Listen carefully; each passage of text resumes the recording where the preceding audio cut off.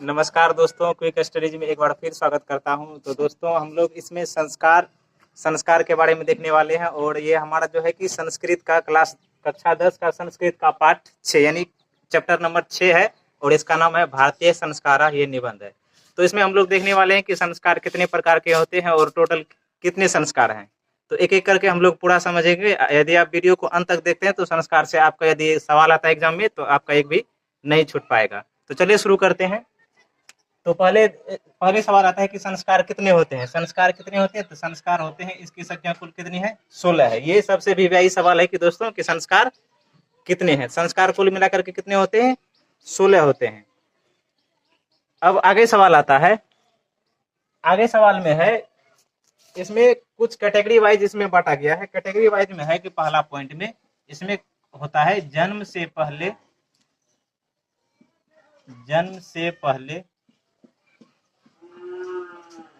3 संस्कार होता है। जन्म से पहले कितने संस्कार होता है? 3 संस्कार होता है और इसका नाम है इस प्रकार से। पहला नंबर है गर्भाधान, उसके बाद है 2 नंबर पुंसवन, उसके बाद तीसरा नंबर है सीमंतोनयन।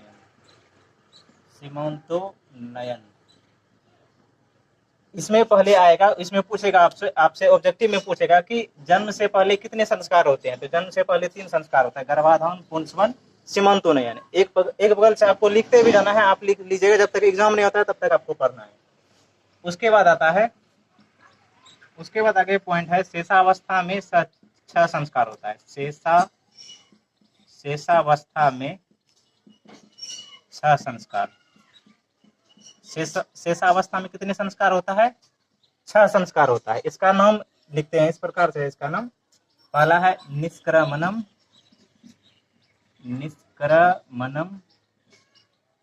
उसके बाद है जात कर्म, निष्क्रमणम है, उसके बाद क्या है? जात कर्म। उसके बाद तीसरा में है नामकरण, और नामकरण के बाद चौथा में है अन्नप्राशन, और पांचवा में है चूड़ाकर्म, उसके बाद कर्णवेद, उसके बाद है छठा में कर्णवेद। ये ऑब्जेक्टिव में भी आपसे पूछेगा कि शेषावस्था में कितने संस्कार होता है? 6 होता है। ध्यान में अच्छा से रखना। शेषावस्था में 6 संस्कार होता है। जन्म से पहले 3 संस्कार होता है। अब इसके बाद हम लोग आगे देखते हैं। इसके बाद आगे है शिक्षा आरंभ के समय 5 संस्कार होता है। शिक्षा आरंभ के समय कितना संस्कार होता है? 5 संस्कार। शिक्षा आरंभ के समय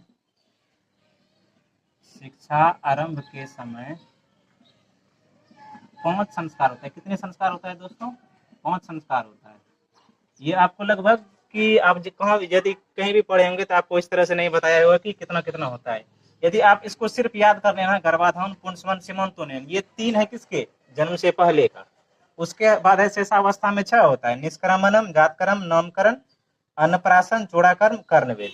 बस इस तरह से याद करना है। उसके बाद आगे शिक्षा आरंभ के समय 5 संस्कार होता है। और अब इसको देखते हैं। शिक्षा आरंभ के समय 5 कौन कौन सा है? एक में है, पहला में है अक्षरारंभ, पहला है अक्षरारंभ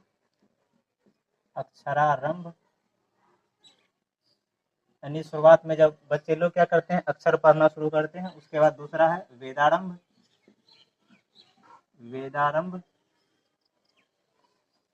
अक्षरारंभ हो गया, वेदारंभ हो गया। उसके बाद है उपनयन, उसके बाद है चौथा उपनयन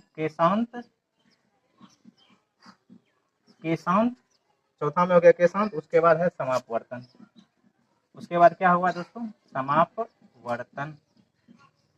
समापवर्तन। तो ये हुआ हम लोगों का शिक्षा आरंभ के समय कितने संस्कार हो गया? 5 संस्कार हो गया। ध्यान रखना, शिक्षा आरंभ के समय 5 संस्कार हो गया, जिसका नाम है इस प्रकार से अक्षरारंभ, वेदारंभ, उपनयन, केशांत, समापवर्तन। लिख लिया आप लोग।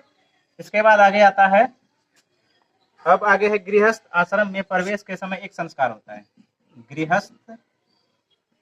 गृहस्थ आश्रम में गृहस्थ आश्रम में प्रवेश के समय, गृहस्थ आश्रम में प्रवेश के समय क्या कितने संस्कार होता है?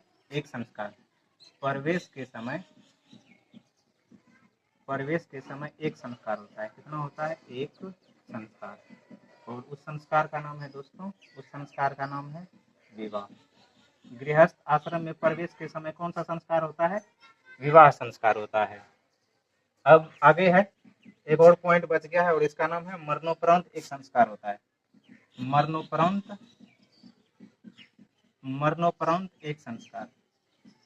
मरणोपरांत कितने संस्कार होता है दोस्तों?